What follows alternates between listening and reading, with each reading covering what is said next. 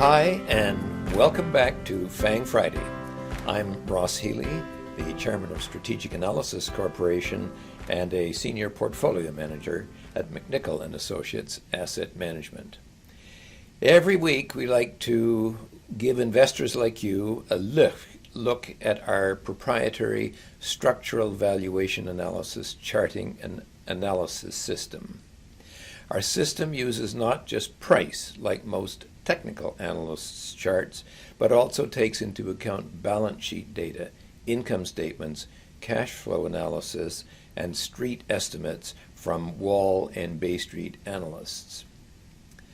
In our FANG Friday videocasts, I use the system to analyze the 6 FANG stocks plus some other stocks from time to time to give you a look at how our clients use the system and do well in the market, and of course, to stay out of trouble, and how you can do that too. Well, today we are seeing an all too familiar Friday sell-off, this time perhaps being triggered by the coronavirus issue, but also perhaps by something more profound, the sudden and utterly unexpected decline in the Japanese economy. It may be a statistical fluke, but it may also be something far more concerning. After I look at the FANGs this week, I will discuss with you what this might be and why my constant harping on having gold stocks in your portfolio on BNN may be coming to fruition in this important global economy. Okay, starting off with FANG stocks, let's go and take a look at NVIDIA. And of course, remember we were talking for some period of time here when NVIDIA ran right up against its HB2 price, which was 12 times its book value. Sort of banged there for quite a while, and then had a lovely breakout, and of course is now soaring. I would guess that it can actually get to the HB3 price, which is about 16 times book value, actually quite easily. And the question is, could it go any further? Well, let's take a look at the longer picture of NVIDIA. The last time that we saw a what I would call a nice price gap when the stock broke out occurred back here in 2017. And look what happened. The stock gapped, ran up not one, but 2 breakpoints. Okay, now it actually went even further than that, but nonetheless, that gap was a bit of a harbinger of perhaps something interesting to come, and the stock has gapped again. Now, quite frankly, given how late the market cycle is and how high it is, I would be very much inclined to be taking profits at that HB3 price. But I'm just warning you that history has an interesting way of repeating. Let me take a look at Microsoft, of course, which was the other fairly recent breakout that we had. Remember, I had been saying watch. Okay, at its HB1, it wouldn't break out for the longest time, and then it did. And look at, of course, like a good technical stock that it was. It broke out, pulled back, and has had a beautiful run here. I would think that the target of $199, well, I'll call it $200, is should be fairly easily attainable. I want to show you actually a longer view of Microsoft, because Microsoft actually is one of those really beautiful trading stocks. Look what happened here a few years ago. Back at its mid-super growth price, that's 5.5 times book, and it banged against that level, but when it broke out, look at it carried, as stocks often do, all the way up to the next breakpoint, which was its bubble price, and there it broke out again. Although I am not so sure that It actually did, because I think with the revised balance sheet, we got a what we call an inadvertent state transition. In other words, a breakout not caused by the stock itself, but by a change in balance sheet. Nonetheless, when those events happen, very often the stock just picks it up as if it was an investor-led kind of event. And that's very much what Microsoft did. It ran right up to its next break point. That's the HB1, which, remember, we had, of course, all the trouble trading through that back here. But the last time it got there, it set smartly right back to its bubble price, and therefore gave us a beautiful chance to buy the stock again. So a nice trade out and a nice trade in. Well, it got there again. And this time it broke out and looks as if it's going to carry all the way to its HB2. Amazon, interesting company here. Remember, we've discussed Mike a number of times here, who made a smart buy decision on this company, and then of course with its earnings, they gapped up and actually broke out.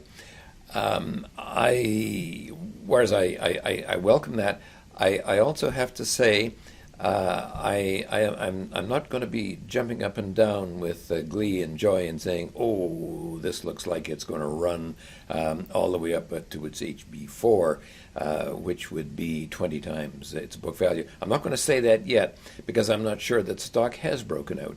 And here's the problem.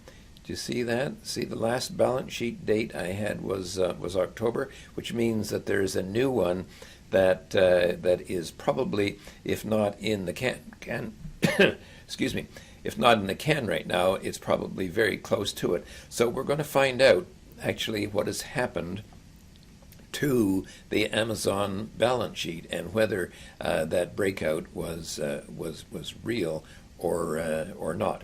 Hopefully in the next week or two, when we review Amazon, you'll see what the case is. Here's Facebook again. What it's really doing is just running along its MSG price. It keeps trying to escape, and it keeps being pulled right back down again. And as I said before, with the slope of the growth of the book value being about 16% per annum, just being there may be okay. Alphabet, well, we've talked about Alphabet before. Again, it came up to its low super growth. That's 4.5 times book value, and broke out. But as I have warned you several times, in the past 10 years, the stock has only managed to get about part way to its mid super growth price. That's 5.5 times book, before the stock has peaked out. So I'm just not 100% sure that this breakout has got the kind of legs that, for instance, Microsoft and Nvidia have had with their breakouts. Netflix, well, here's a stock that actually had legs.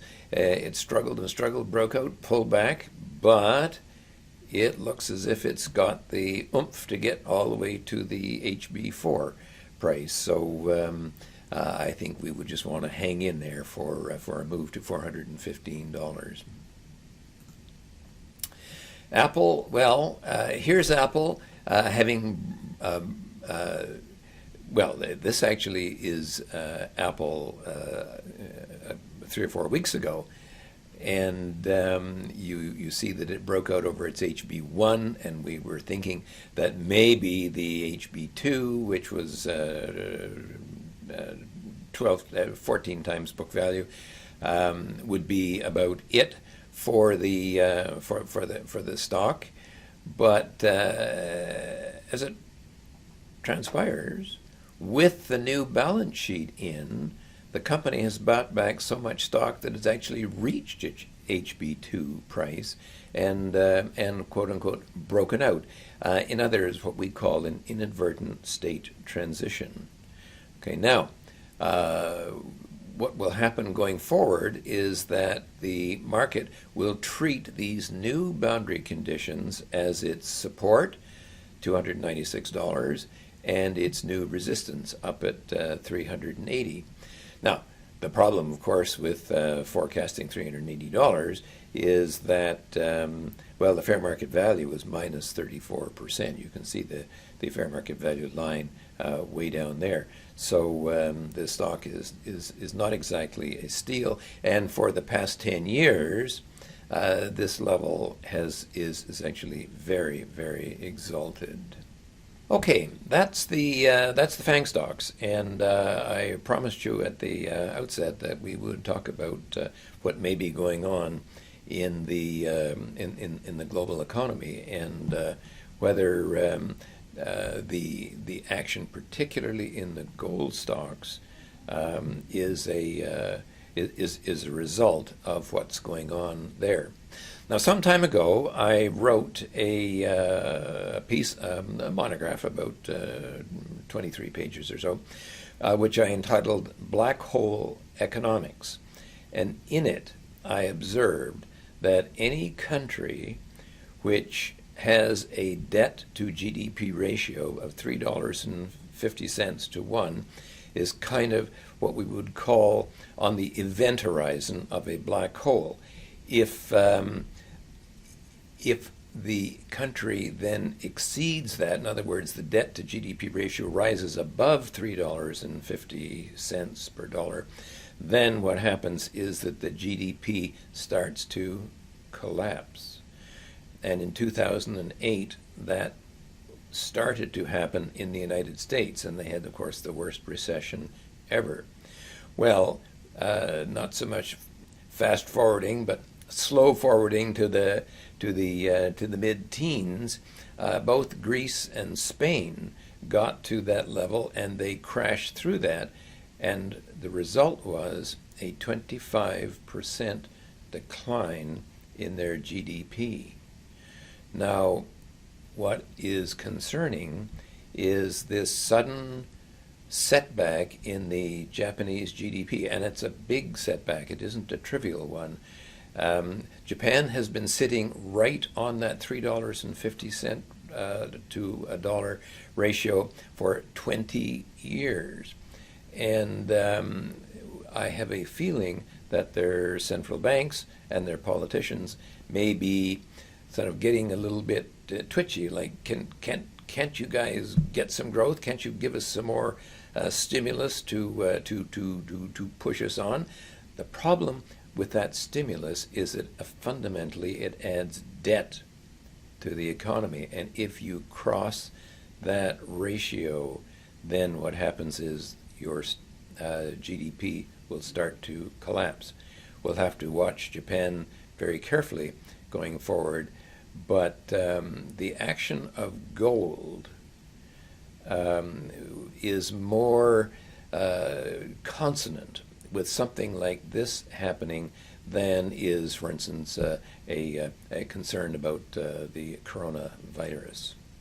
Anyway, I'd like to review very quickly for you a couple of gold stocks that we have recommended on BNN, so that you can see how those gold stocks look today, and they look frankly quite interesting. Well, here's Barrick Gold breaking out over its high conservation price. That's 1.5 times book value. Look as if it's heading nicely up for its growth price.